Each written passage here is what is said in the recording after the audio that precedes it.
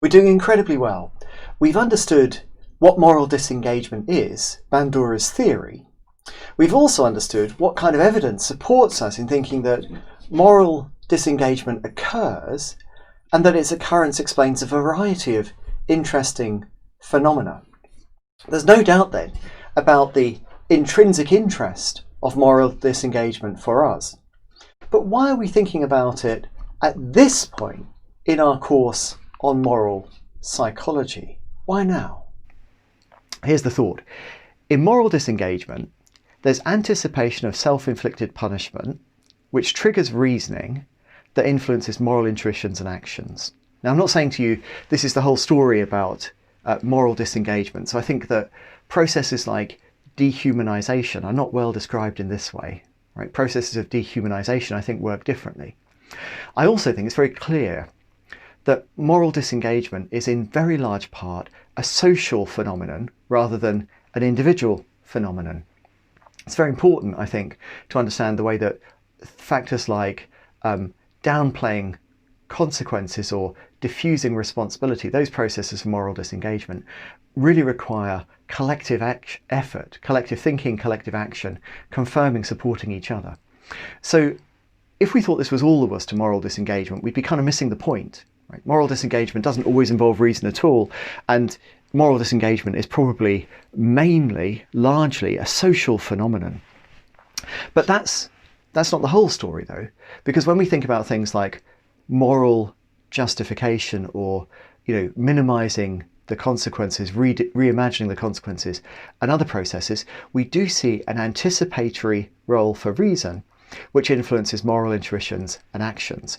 And I want to emphasize that feature of moral disengagement because it's the one that makes trouble for practically any theory that generates interestingly testable predictions and is widely accepted in moral psychology. So in this lecture earlier I mentioned Prince, who says that basic values are outside certain practices of justification. They seem to be implemented in an emotional way. I think you could, there's always a way to try and square two things. Philosophers are very good at that. I think you probably could try to make what Prince is saying compatible with the existence of moral disengagement.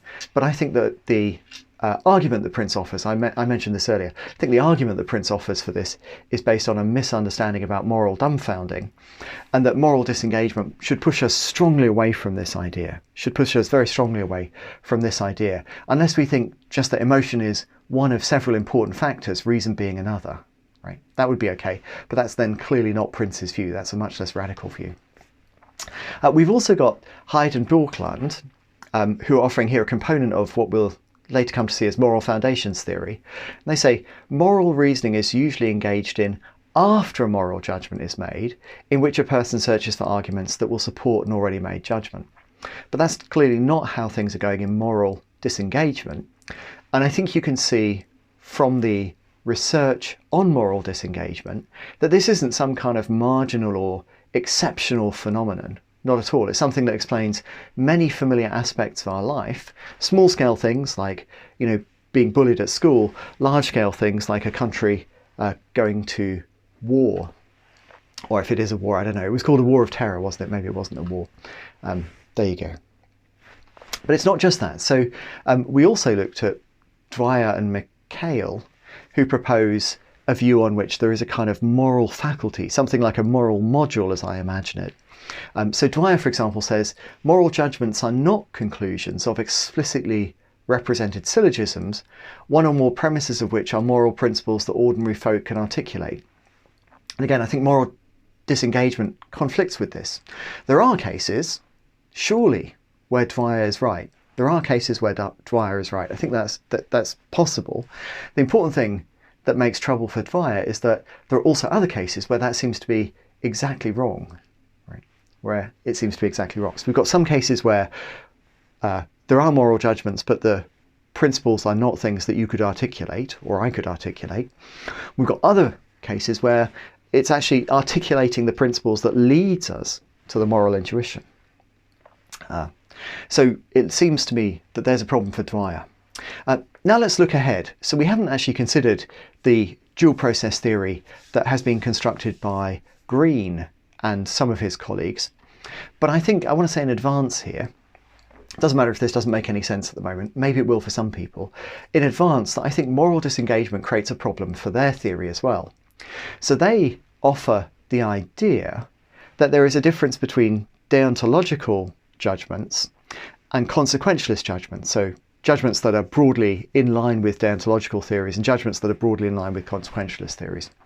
So they say that characteristically deontological judgments are preferentially supported by automatic emotional processes, while characteristically consequentialist judgments are preferentially supported by conscious reasoning and allied processes of cognitive control.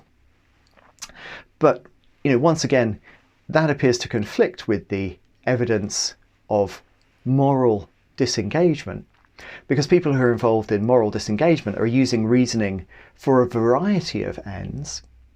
As far as we can see from the statistical analysis, they're using reasoning not just about the consequences, for example, trying to minimize the bad consequences of an action which they know really does have bad consequences, but also to provide a kind of moral justification for what they're doing, right? And that will often involve characteristically deontological judgments. So if we think about moral disengagement, we have, I think, quite powerful reason to hold back from accepting this claim. Right? I don't think we've got a decisive reason for rejecting it, but I think we've got very good reason to think, gosh, that seems like a rather risky and bold conjecture, much bolder than it might otherwise seem when we think about moral disengagement. All right, good. So here's the last thing. Why is moral disengagement significant for us? I think we face a puzzle. Here's the gist of everything that I've said so far. The puzzle is, why are moral intuitions sometimes, but not always, a consequence of reasoning for known principles? I put it to you that this puzzle is a problem for almost any major theory in moral psychology which is both somewhat widely accepted and generates readily testable predictions. Very difficult to deal with this puzzle.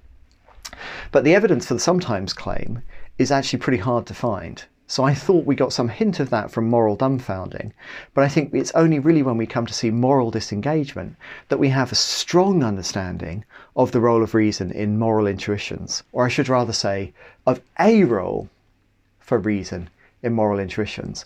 What moral disengagement tells us is that moral intuitions can indeed be, to an interesting and significant extent, driven by processes of reasoning.